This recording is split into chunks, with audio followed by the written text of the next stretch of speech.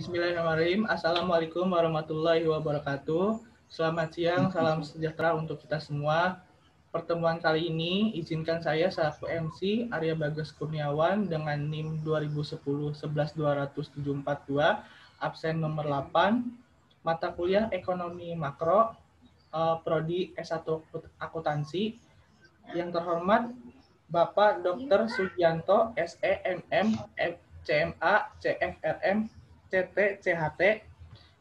Pada pertemuan kali ini kita akan mempresentasikan tentang pasar uang.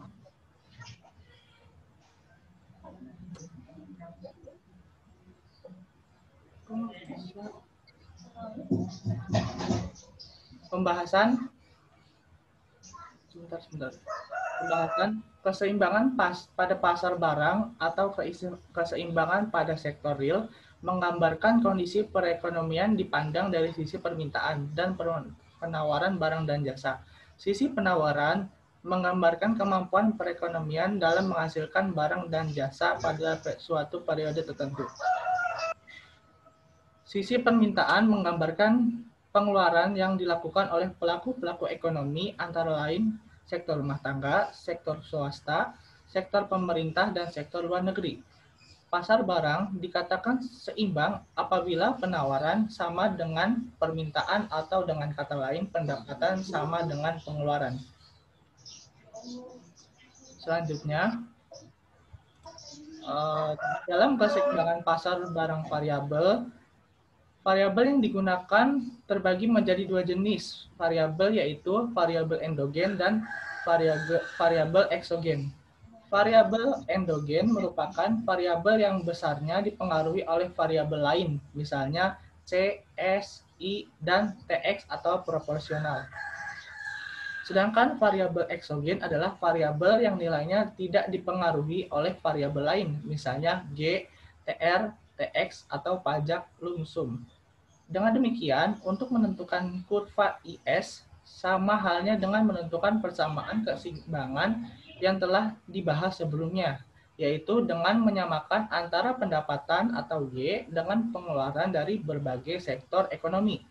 Namun demikian, adanya perbedaannya, yaitu pada pembahasan sebelum variabel investasi dianggap sebagai variabel eksogen atau merupakan variabel konstan. Akan tetapi, dalam menentukan persamaan kurva IS, variabel investasi diperlakukan sebagai variabel endogen. Dalam hal ini, besarnya pengeluaran investasi dipengaruhi oleh tingkat suku bunga. Untuk memperjelas uraian di atas, perhatikan contoh kasus di bawah ini. Misalnya kita ingin menentukan persamaan kurva IS pada perekonomian dua sektor. Pengeluaran konsumsi untuk perekonomian tersebut ditunjukkan oleh persamaan C sama dengan 100 ditambah 0,75Y, dan pengeluaran investasi sektor perusahaan ditunjukkan oleh persamaan I sama dengan 60 per dikurang 200I. Perekonomian dikatakan seimbang apabila pendapatan Y sama dengan pengeluaran dalam kurung C plus I. Dengan demikian, keadaan tersebut dapat ditulis contoh kasus berserta kurvanya seperti ini ya. Bisa dilihat I-nya itu dalam bentuk persen 80, IS-nya itu, Y-nya itu 640. Terus IS tersebut dapat digambarkan ke dalam sebuah grafik sebagai berikut. Ya, ini contohnya. Dan ini juga contoh cara perhitungannya. Selanjutnya akan dilanjutkan oleh Aziz Cahyana Febrian. Ya, saya akan melanjutkan di sini. Posisi kurva IS akan berubah apabila terjadi perubahan pada sektor real atau pasar barang. Perubahan sektor real dapat terjadi sebagai akibat dari aktivitas kebijakan pemerintah. Kebijakan pemerintah ditujukan untuk mempengaruhi sektor real disebut kebijakan fiskal. Sifat kebijakan fiskal yang dilakukan oleh pemerintah dalam rangka mempengaruhi perekonomian digolongkan menjadi dua, yaitu kebijakan fiskal yang bersifat kontraktif dan kebijakan fiskal yang bersifat ekspansif. Kebijakan fiskal yang bersifat kontraktif adalah berdampak pada penurunan pendapatan, sedangkan kebijakan fiskal yang bersifat ekspansif adalah berdampak pada kenaikan pendapatan. Kebijakan fiskal yang bersifat kontraktif akan menggeser kurva barang ke kiri bawah, sedangkan kebijakan fiskal yang bersifat ekspansif akan menggeser kurva barang ke kanan atas. Di sini ada contoh kurva. Di sini I berbentuk persen dan Y dalam kurung MRP.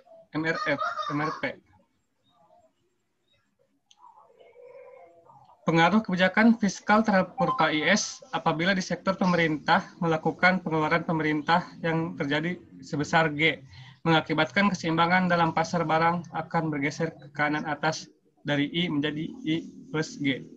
Di sini ada contoh kurvanya. Seperti lihat dalam gambar.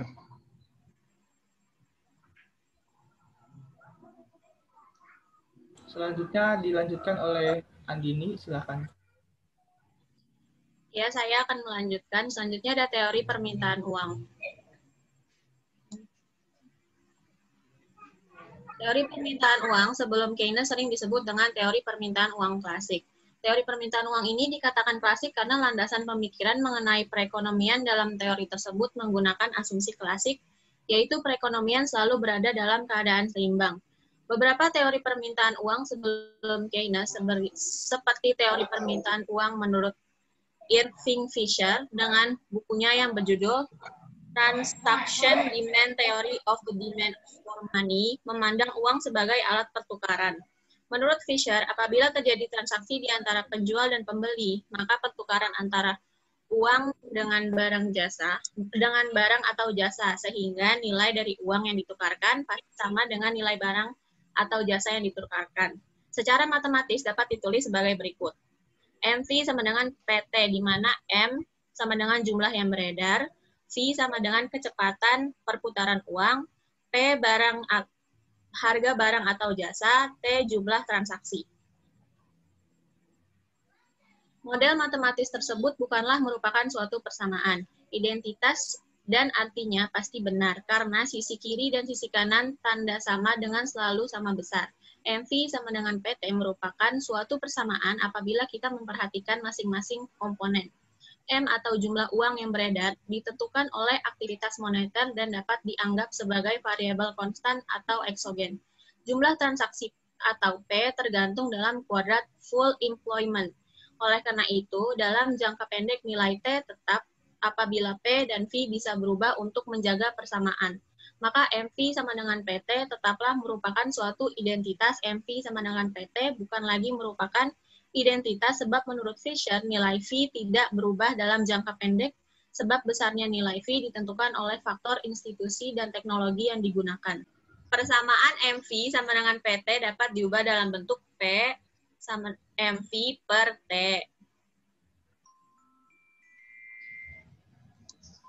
Jadi berdasarkan persamaan tersebut dapat dikatakan tingkat harga berkaitan erat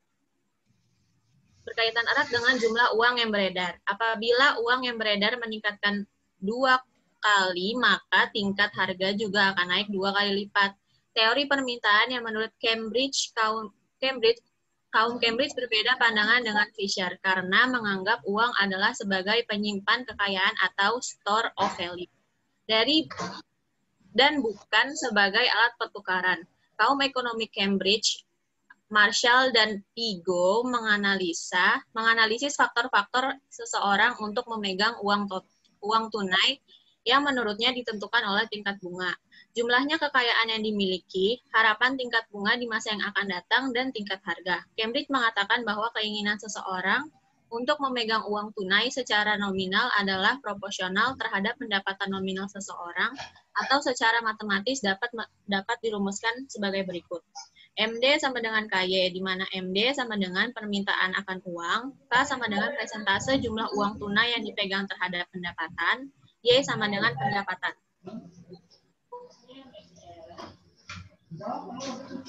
Berdasarkan persamaan tersebut, jika Y sama dengan Y per P, maka MD sama dengan KP dikali Y, atau dapat menjadi MD per MD per P sama dengan K dikali Y. Pada teori permintaan uang, menurut Keynes, permintaan akan uang atau MD dalam analisis Keynes didasarkan atas 3 motif seseorang memegang uang, yaitu A. motif transaksi, B. motif berjaga-jaga, dan C. motif spekulasi. Selanjutnya, A yaitu motif transaksi. Permintaan uang untuk transaksi adalah menjembatani periode permintaan dan pengeluaran seseorang melakukan pengeluaran setiap hari, sedangkan penerimaan tidak terjadi setiap hari. Artinya bahwa peranan uang sangat penting bagi seseorang untuk melakukan transaksi. Motif transaksi atau tujuan pemegang uang untuk transaksi sangat tergantung dari jumlah pendapatan yang dimiliki oleh seseorang. Sehingga secara matematis dapat ditulis sebagai berikut. MT sama dengan F buka kurung tutup kurung Y, MT sama dengan KY dikali Y, di mana MT adalah jumlah uang yang digunakan untuk motif transaksi, K-nya itu bilangan konstanta, Y-nya itu pendapatan atau penghasilan. Yang B itu motif berjaga-jaga. Setiap orang menghadapi ketidakpastian mengenai apa yang akan datang. Ketidakpastian ini menimbulkan orang memegang uang ditujukan untuk motif berjaga-jaga. Menurut Keynes, antisipasi terhadap pengeluaran yang direncanakan dana yang tidak direncanakan menyebutkan seseorang akan memegang uang lebih besar daripada tujuan transaksi. Dalam motif ini, sama halnya dengan motif transaksi yang besarnya sangat tergantung pada penghasilan atau pendapatan seseorang. Dalam model matematikanya dapat ditunjukkan dalam bentuk fungsi sebagai berikut. MJ sama dengan F kali Y, MJ sama dengan KJ kali Y, di mana MJ sama dengan jumlah uang yang digunakan untuk motif berjaga-jaga, K-nya itu variabel konstanta, Y-nya itu penghasilan. Motif transaksi yang merupakan fungsi dari pendapatan bila dihubungkan dengan motif berjaga-jaga dapat diberikan simbol M1 sehingga M1 tersebut merupakan jumlah uang yang beredar yang digunakan untuk motif transaksi dan berjaga-jaga.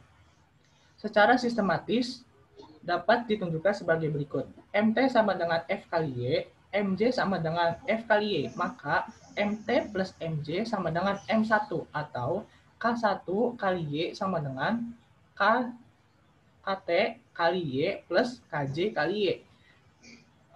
Contoh kurvanya seperti ini ya.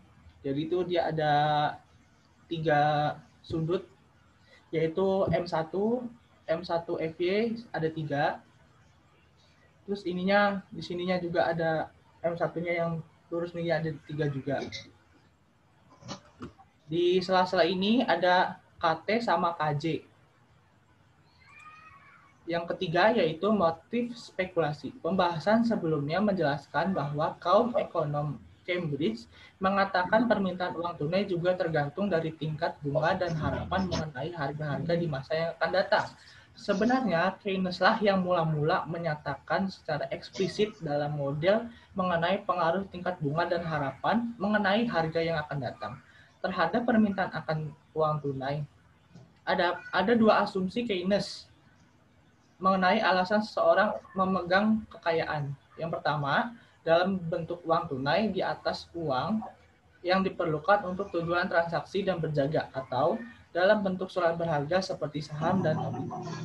Umumnya, motif spekulasi ini dilakukan oleh seseorang untuk perdagangan saham, sehingga motif ini sangat dipengaruhi tinggi rendahnya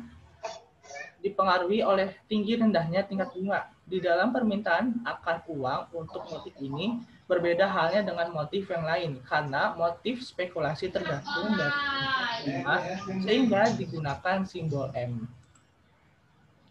Selanjutnya oleh Aziz. Secara matematis dapat dijelaskan sebagai berikut. M2 sama dengan F kali I. M2 sama dengan M2 plus K2, di mana M2 sama dengan jumlah uang beredar. M2 kosong sama dengan jumlah uang beredar pada tingkat bunga sama dengan 0. K sama dengan variabel konstanta. Dan I adalah tingkat bunga. Hubungan antara tingkat bunga dengan M atau motif spekulasi menunjukkan hubungan yang negatif. Sehingga di dalam kurvanya, slope atau lereng kurva juga menunjukkan arah yang negatif. Untuk lebih jelasnya, dapat dilihat pada kurva di bawah ini. Permintaan uang dalam kurung MD pada pasar uang merupakan penjumlahan dari permintaan uang untuk transaksi, berjaga-jaga, dan spekulasi. Dengan demikian, permintaan uang dapat dinyatakan sebagai berikut. M1 sama dengan M1 plus M. MD sama dengan M1 plus M. Karena MD sama dengan K1Y plus M2 kosong plus K2I. Dalam model tersebut, bila digambarkan kurvanya ke dalam kurva permintaan uang tunai atau MD, kurva M menunjukkan slope yang tegak lurus, karena kurva M1 tidak berhubungan dengan tingkat bunga. Sebaliknya, kurva M2 berhubungan dengan tingkat bunga memiliki slope yang negatif. Selanjutnya, teori permintaan uang setelah Keynes atau post-Keynes. Teori permintaan uang sebagaimana dikemukakan oleh Keynes dianggap tidak memuaskan sehingga ada beberapa ekonom yang menyempurnakan teori permintaan uang. Baumol dalam teorinya Inventory Approach menyempurnakan teori permintaan uang untuk tujuan transaksi. Tobin dengan portofolio analisis menyempurnakan teori permintaan transaksi. Teori permintaan uang menurut Baumol. Baumol menyatakan bahwa adanya lembaga keuangan yang memberikan bunga yang menyebabkan orang yang memegang uang tunai akan menderita kerugian yang disebut opportunity cost. Semakin tinggi tingkat bunga yang terjadi di masyarakat, semakin besar pula biaya yang ditanggung seseorang yang memegang uang tunai. Apabila seseorang memegang seluruh pendapatannya dalam bentuk tunai, maka dia tidak akan memperoleh penghasilan bunga. Sedangkan apabila dia memasukkan seluruh pendapatannya ke dalam bank, maka dia akan memperoleh pendapatan dari bunga. Jadi seseorang yang menetapkan melakukan transaksi ke bank sebanyak N kali rata-rata memegang uang tunai sebesar dalam kurung N-2 per Y per 2. Dan apabila tingkat bunga sebesar I, maka pendapatan dalam kurung R dari bunga adalah sebesar N-1 IY per 2N. R sama dengan 1Y per 2N kuadrat. Selanjutnya, teori permintaan uang menurut Tobin. Tobin menjelaskan mengenai motivasi seseorang memegang uang tunai untuk tujuan spekulasi menggunakan pendekatan portofolio. Menurut Tobin, pada kenyataannya seseorang menghadapi ketidakpastian. Dalam memegang sebuah surat berharga, seseorang mempunyai spektrum dari keuntungan tersebut yang diukur dengan suatu frekuensi distribusi atau FG. Seseorang yang memegang surat berharga mengharap akan memperoleh pendapatan atau E. E sama dengan I plus G. Dengan I sama dengan tingkat bunga dan G keuntungan modal. Jadi seseorang yang memiliki sejumlah surat berharga atau B mengharapkan akan memperoleh pendapatan total atau RT sebesar RT sama dengan B X E sama dengan B dalam kurung I plus G. Bila dilihat dari risiko memegang saham, T sama dengan B kali SG dan B sama dengan T per SG. Dengan T sama dengan risiko total, SG besarnya risiko yang dihadapi, dan B jumlah surat berharga. Bila model di atas digabungkan menjadi satu ke dalam persamaan RT, maka akan dapat model matematis kendali anggaran budget constraint. Seperti gambar berikut. RT sama dengan T dalam kurung 1 dalam kurung I plus G per SG. Dan juga RT per T sama dengan dalam kurung I plus G per SG. Selanjutnya menentukan keseimbangan pasar uang.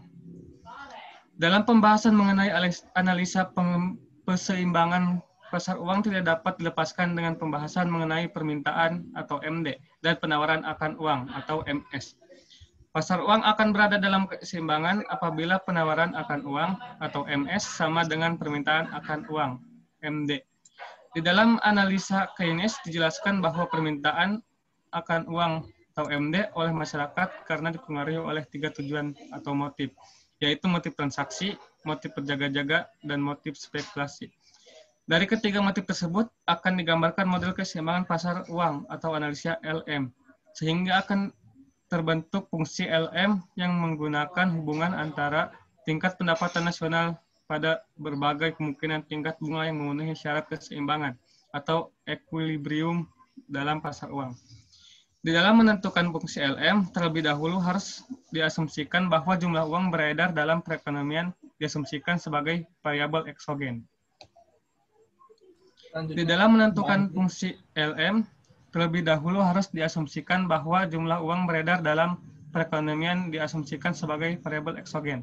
MS sama dengan MD sama dengan M. Kemudian permintaan akan uang terdiri dari motif transaksi, berjaga-jaga, dan spekulasi dibuat model sebagai berikut. MT sama dengan motif transaksi, MJ sama dengan motif berjaga-jaga.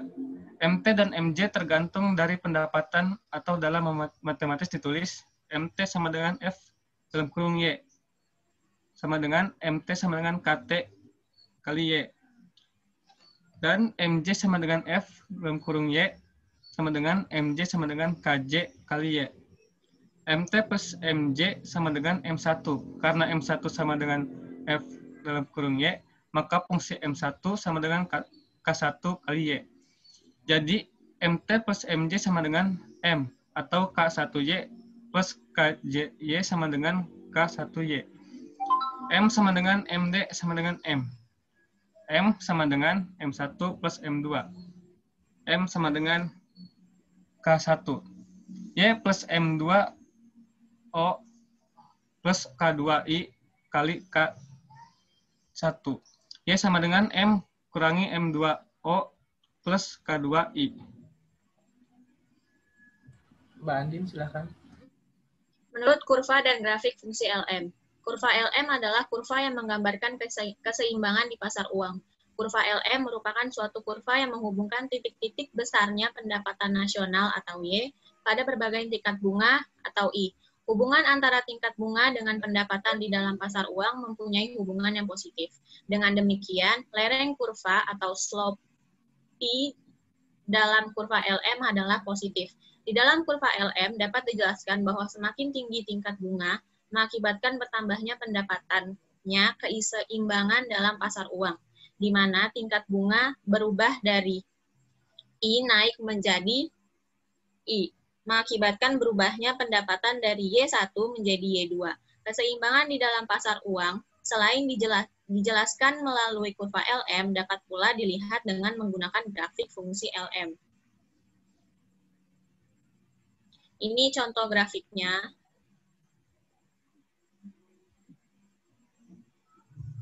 Di dalam gambar grafik fungsi LM terdapat 4 kurva atau 4 kuadran. Kuadran 1 merupakan kurva LM, kuadran kedua merupakan kurva M2 atau motif spekulasi, kuadran ketiga menggambarkan kurva jumlah uang beredar di mana terjadi suatu keseimbangan antara permintaan penawaran akan uang. Dengan demikian, kurva tersebut membentuk sudut 45 derajat. Kuadran keempat merupakan kurva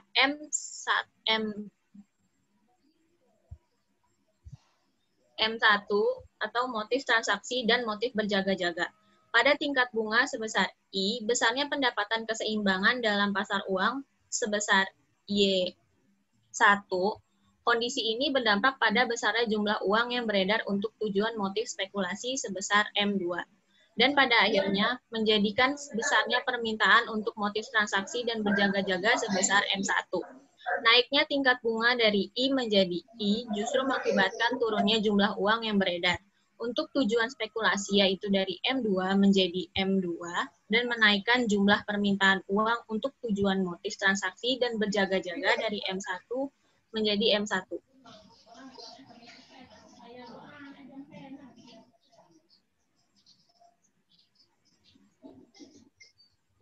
Kebijakan moneter dan pergeseran kurva LM. Keberadaan kurva LM dapat berubah bila terjadi perubahan pada sektor moneter atau pasar uang yang diakibatkan karena adanya kebijakan pemerintah. Kebijakan pemerintah yang ditujukan untuk mempengaruhi kondisi moneter disebut kebijakan moneter atau monetary policy. Variabel ekonomi yang digunakan untuk mempengaruhi kondisi moneter adalah melalui jumlah uang beredar dan tingkat bunga. Kebijakan moneter murni adalah kebijakan moneter yang tidak disertai dengan berubahnya pengeluaran pemerintah atau G, pemungutan pajak atau TX, dan pembayaran transfer atau TR. Seperti halnya kebijakan fiskal atau sektorial, kebijakan moneter memiliki dua sifat kebijakan, yaitu kebijakan yang bersifat ekspresif dan kontraktif. Kebijakan yang bersifat ekspansif memiliki dampak pada peningkatan pendapatan dan sebaliknya kebijakan moneter yang bersifat kontraktif berdampak pada penurunan pendapatan. Pergeseran kurva LM akibat adanya kebijakan moneter dapat dilihat pada kurva di bawah ini. Ini kurvanya. Kebijakan moneter yang bersifat ekspansif akan menggeser kurva LM dari LM0 ke LM1 ke samping kanan. Sebaliknya, kebijakan moneter yang kontraktif akan menggeser kurva LM dari LM0 ke LM2 atau bergeser ke samping kiri. Ada beberapa instrumen atau alat yang sering digunakan pemerintah dalam melakukan kebijakan moneter. Antara lain, open market operation adalah kebijakan pemerintah untuk mempengaruhi kondisi jumlah uang yang beredar dengan memperjualbelikan surat berharga pemerintah seperti SBI atau SBPU. Reserve requirement adalah kebijakan pemerintah yang berkaitan dengan penentuan cadangan minimum bagi bank umum atau komersial oleh bank sentral atau BI. Rediscount policy adalah kebijakan pemerintah untuk mempengaruhi kondisi moneter melalui perubahan tingkat bunga. Yang keempat, selective credit control adalah kebijakan pemerintah di bidang moneter dengan cara memberi himbauan kepada sektor perbankan dalam hal penyaluran dana ke masyarakat atau kredit. Menentukan pendapatan dan tingkat bunga keseimbangan umum. Pada analisa keseimbangan pasar barang dapat diperoleh nilai keseimbangan semu atau fungsi keseimbangan dalam pasar barang, yaitu IS, Y sama dengan A plus I0 plus EI per 2A1 min C. Pada analisa keseimbangan pasar uang dapat diperoleh keseimbangan pasar uang sebagai berikut. LM Y sama dengan min M2O min K2I per K1. Untuk mendapatkan pendapatan keseimbangan Y dan tingkat bunga keseimbangan I yang berlaku dalam kedua pasar, maka kedua fungsi di atas disatukan dalam satu model berikut ini. Fungsi keseimbangan pasar barang, fungsi IS yang sebelah kiri, dan fungsi keseimbangan pasar uang atau fungsi LM. Rumus dari fungsi keseimbangan pasar barang fungsi IS, Y per 2A, yang fungsi keseimbangan pasar uang fungsi LM, Y sama min 2 min B kurang plus kuadrat B 2 min 4AC per 2A. Kedua fungsi di atas bila dihubungkan akan mendapatkan nilai Y atau pendapatan keseimbangan umum dan I atau tingkat bunga keseimbangan umum. Selanjutnya, menurunkan kurva dan grafik fungsi IS sampai LM. Setelah mendapatkan keseimbangan Y dan tingkat bunga keseimbangan I ditemukan, maka kurva IS sampai LM dapat digambarkan sebagai berikut ini. Ini adalah contoh kurva si IS sama LM. Dari kurva IS LM di atas dapat dikatakan bahwa keseimbangan dalam pasar barang dan pasar uang terjadi pada tingkat pendapatan sebesar Y dan tingkat bunga sebesar I, yaitu pada titik E yang menunjukkan titik keseimbangan umum yang terjadi dalam pasar barang dan pasar uang atau general equilibrium. Kebijakan pemerintah dan pergeseran kurva ISLM. Untuk menjaga kestabilan perekonomian, diperlukan suatu kebijakan ekonomi yang bertujuan untuk mengendalikan perekonomian, baik melalui kebijakan fiskal maupun kebijakan moneter. Kebijakan fiskal yang sering disebut dengan politik fiskal atau fiskal policy dapat diartikan sebagai tindakan yang diambil oleh pemerintah dalam bidang anggaran belanja negara dengan maksud untuk mempengaruhi jalannya perekonomian. Variabel ekonomi yang biasanya melalui kebijakan fiskal ini adalah pengeluaran pemerintah atau G, pajak itu TX, pembayaran transfer itu TR. Kebijakan moneter atau monetary policy adalah merupakan kebijakan pemerintah yang ditujukan untuk mempengaruhi kondisi moneter. Variabel ekonomi yang biasanya dipengaruhi melalui kebijakan moneter adalah jumlah uang yang beredar, tingkat bunga, permintaan uang. Baik kebijakan fiskal maupun moneter, keduanya dapat berpengaruh terhadap pergeseran kurva ISLM. Beberapa model pergeseran kurva ISLM yang diakibatkan adanya kebijakan pemerintah. A. Bila diketahui pengeluaran pemerintah mengalami kenaikan pajak dan pembayaran transport tetap. Ya, ini contoh gambar pergeseran kurva IS dan LM-nya. Kasus 1 contohnya.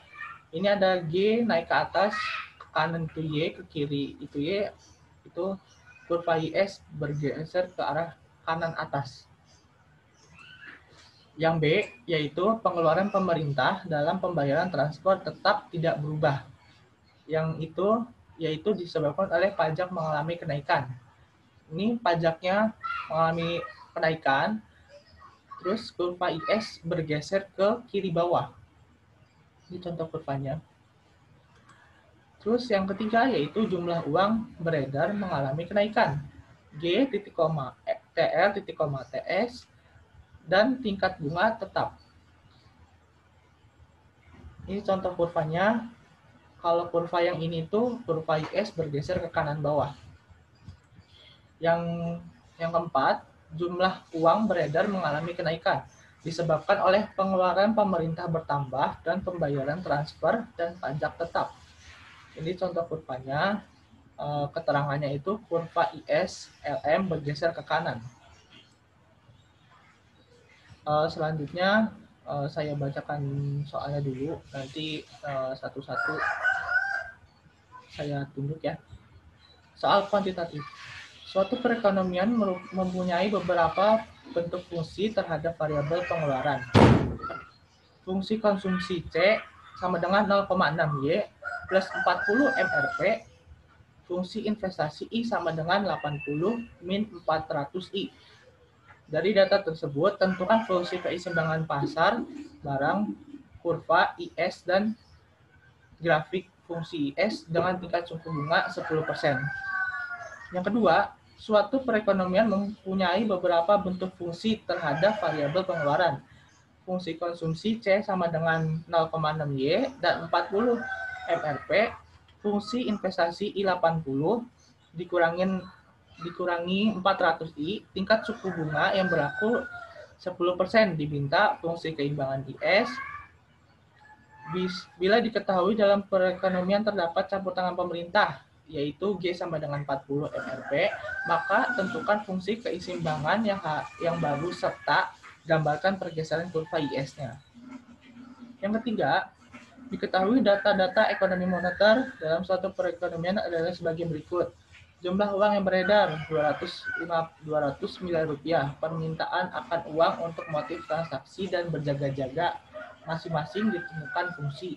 M2 sama dengan 0,25 Y dan M1 sama dengan 0,15 Y. Permintaan uang untuk motif spekulasi juga ditentukan oleh model fungsi MJ sama dengan 160 min 400 I dengan tingkat bunga 10%. Maka tentukan fungsi keseimbangan pasar, kurva dan grafik fungsi LM-nya. Yang keempat, yang terakhir, bila diketahui data-data perekonomian suatu negara adalah sebagai berikut. Ada fungsi konsumsi, C sama dengan 0,6 Y plus 40, investasi sektor swasta, I sama dengan 80 min 400 I, jumlah uang yang beredar itu 200 miliar, permintaan uang untuk motif transaksi dan berjaga-jaga sebesar 0,4 Y. Yang terakhir itu permintaan uang untuk motif spekulasi 160 min 400 I. Diminta untuk menggambarkan besarnya pendapatan dan tingkat bunga yang memenuhi keseimbangan umum. Yang kedua, kurva ISLM. Yang ketiga, bila diketahui pemerintah melakukan kebijakan dengan pengeluaran pemerintah G sebesar 20 MRP, beberapa pendapatan dan tingkat bunga keseimbangan yang baru. Bagaimana pergeseran kurva ISLM? Selanjutnya akan dijawab nomor 1 oleh Azi. Silakan.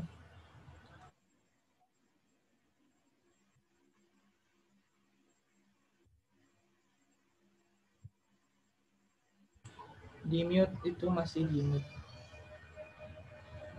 Masih nggak ada suaranya, Ji. Masih di mute, Ji. Jawabannya nomor 1, keseimbangan pasar barang Y sama dengan C plus IY sama dengan 0,6Y plus 40 MPR plus 80 min 400 I. Y min 0,6Y sama dengan 40 ditambah 80 dikurangi 400 I. 0,4Y sama dengan 120 dikurangi 400 IY sama dengan 300 min 1000 I. Yang B, kurva IS apabila I sama dengan 0%, maka Y sama dengan 300 min 1000 kali 0% sama dengan 300 I sama dengan 100%. Maka Y sama dengan 300 dikurangi 1000 dalam kurung 10% sama dengan 200 I sama dengan 20%. Maka Y sama dengan 30 min 1000 dalam kurung 20% sama dengan 100 I sama dengan 30%. Maka Y sama dengan 300 min 1000 dalam kurung 30% sama dengan 0.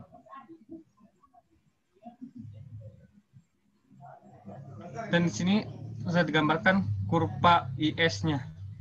Ketahui.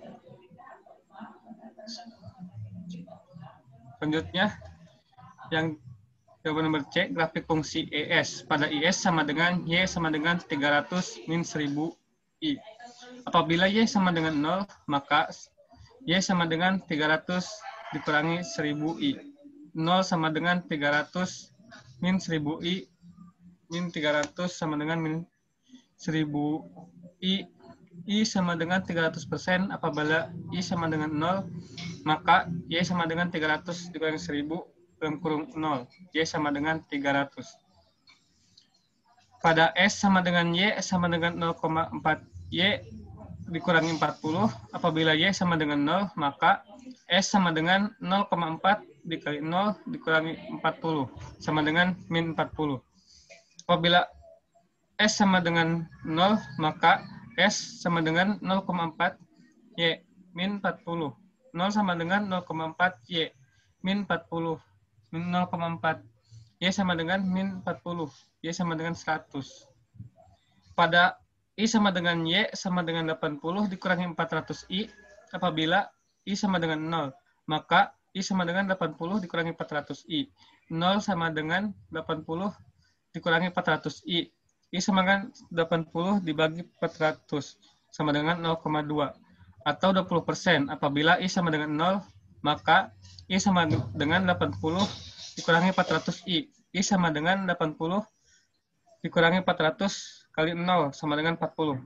Pada tingkat bunga 10%, maka Y sama dengan 300 dikurangi 1000 kali 10% sama dengan 200. I sama dengan 300 dikurangi 1000 kali 110% sama dengan 40. Seperti di gambar berikut. Perannya. Selanjutnya Ibu Andin, silakan. Nomor 2, A, fungsi keseimbangan IS, Y sama dengan C plus I, Y sama dengan 0,6Y plus 40 plus 80 min 400 I, dalam kurung 1 min 0,6, sama dengan 120 min 400 I. 0,4Y sama dengan 120 min 400 I, Y sama dengan 120 min 400 I per 0,4Y per 0,4. Y sama dengan 300 min 1000 I. Yang B, fungsi keseimbangan yang baru. Y sama dengan C plus I plus G. Y sama dengan 0,6 Y plus 40 M RP plus 80 min 4000 I plus 40. Y sama dengan 0,6 Y plus 160 min 400 I. Y min 0,6.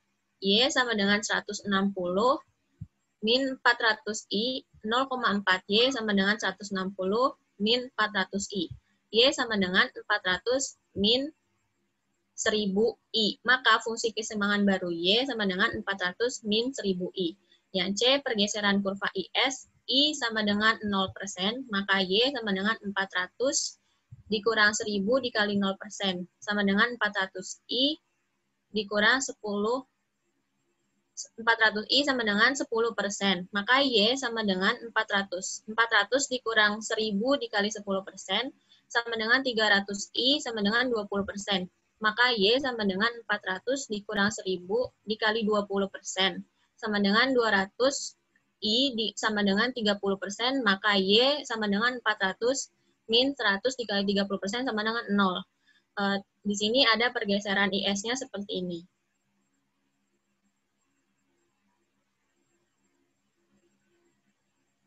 3A, fungsi keseimbangan pasar MT plus MJ sama dengan M1 0,25Y plus 0,15Y sama dengan M1 0,4Y sama dengan M1. Maka M sama dengan M1 plus M2. M sama dengan K1 dikali Y plus M2O plus K2I. K1 dikali Y sama dengan M dikurang M2O plus K2I, Y sama dengan M sama dengan M dikurang M2O plus K2I per K1. Y sama dengan 200 min 160 min 4000. I per 0,4. Y sama dengan 40 plus 4000I per 0,4. Y sama dengan 100 plus 1000I. Pada I sama dengan 10%, maka LM Y sama dengan 100 plus 1000. Y sama dengan 100 plus 1000 dikali 10%. Y sama dengan 200 mRP. Apabila Y sama dengan 0%, maka Y sama dengan 100 plus 1000 dikali 0%. Y sama dengan 100 mRP. Di sini ada kurva LM-nya.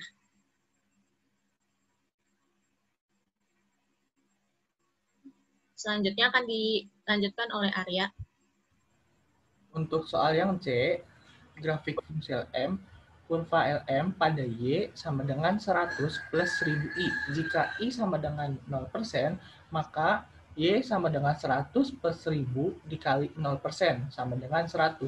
Jika I sama dengan 10%, maka sama dengan Y 100 plus 1000 dikali 10%. Hasilnya 200. Yang kedua, kurva M2 pada M2. Itu 460 dikurangin 400i. Jika i-nya sama dengan 0%, maka M2 sama dengan 160 dikurangi 400 dikali 0%. Sama dengan hasilnya 160. Jika M2 sama dengan 0, maka M2 sama dengan 160 dikurangi 400i dikali 0. Sama dengan 160 min 400i kali i. Sama dengan 160 per 400 sama dengan 0,4 atau 40%. Yang ketiga yaitu kurva M1 pada M1 sama dengan 0,4Y. Jika Y sama dengan 200, maka M1 sama dengan 0,4 dikali 200 sama dengan 80 mRP. Yang terakhir yaitu kurva MT dan MJ-MT sama dengan 0,25Y. MT sama dengan 0,25 dikali 200 sama dengan 50 MJ sama dengan 0,5 YMJ sama dengan 0,15 dikali 200 hasilnya 30. Berikut ini adalah contoh kurvanya. Kurva grafik fungsi LM. Di sini ada persenannya itu 1%. Ini di sini ada M2. Ini bentuk titik koordinatnya karena dia saling berhubungan. Yang keempat, A. Besarnya pendapatan dan tingkat bunga yang memenuhi keseimbangan umum. Yang pertama, keseimbangan di pasar barang. Y sama dengan C plus 1Y sama dengan 0,6Y plus 40 plus 80 dikurangi 400I. Dikali 1 min 0,6. Y sama dengan 120 min 400I. 0,4Y sama dengan 120 min 400I. Y sama dengan 120 min 400I bagi 0,4Y sama dengan 300 min 1000I. Yang ketiga yaitu Keseimbangan di pasar uang M sama dengan M1 plus M2 sama dengan 200. Sama dengan 0,4Y plus 160 min 400I sama dengan 0,4Y 120 min 400I. Y sama dengan 120 min 400 per 0,4. Y sama dengan 300 min 1000I. IS-nya itu sama dengan LM 300 min 1000I sama dengan 100 min 1000I. 300 min 100 sama dengan 100I plus 100I 200 sama dengan 2000I, maka I-nya itu 200 per 2000 atau 0,1 dijadikan persen jadi 10%. Jadi tingkat pendapatan bunga saat keseimbangan itu 10% sama dengan Y 300 dikurang sama 1000I, hasilnya itu 300 min 1000 dikali 10% sama dengan hasilnya itu 300 min 200, hasilnya 100, maka besarnya pendapatan adalah 200. Ini contoh kurva ISLM-nya. Di sini ada titik persilangan ya. Ini IS kali Y, terus ini persilangan ketemu titik antara LS dan LM. Ini hitungan untuk IS-nya, yang ini untuk hitungan LM-nya. Yang C itu pendapatan dan tingkat bunga keseimbangan yang baru. Y sama dengan C plus I plus G. Y sama dengan 0,6Y plus 40 plus 80 min 400I plus 20 MRP. Y sama dengan 0,6Y plus 120 min 400 plus 20Y. Y sama dengan 0,6 Y plus 140 min 400I kali 1 dikurangin 0,6, hasilnya itu 140 min 400I dikali 0,4. Y sama dengan 140 min 400I sama dengan Y sama dengan lagi 300 min 350 dikurangi sama 1000I. Keseimbangan di pasar uang terhadap M sama dengan M1, yaitu M1 plus M2 sama dengan 200 sama dengan 0,4Y plus 460 min 400I. 0,4Y sama dengan 160 dikurangin 400I. Y sama dengan 100 dikurangin 1000I. IS itu, kalau nyari IS, sama dengan LM 350 dikurangin 1000I. Sama dengan 100 dikurangin 1000I. 300 dikurangin 100 sama dengan 1000. 1000I ditambah 1000I. Terus 250 sama dengan 2000I sama dengan 250 dibagi 2000 atau hasilnya itu 0,125 dijadikan persen jadi 12,5%. Tingkat bunga dan keseimbangannya adalah 12,5%. Y sama dengan 350 dikurangin 1000I sama dengan Y 350 dikurangin 1000 dikali 12,5%. Y sama dengan 350 dikurangin 125, hasilnya itu 225. Maka besarnya pendapatan adalah 225. Berikut ini adalah grafik pergeseran kurva ISLM. Nah ini hasilnya, ini ekspansif F ya. Itu G-nya naik ke atas, Y-nya itu rata kanan sama I semua. Ini IS sama ini sama E1 itu bertemu di titik koordinat pusatnya di 200 sama 225.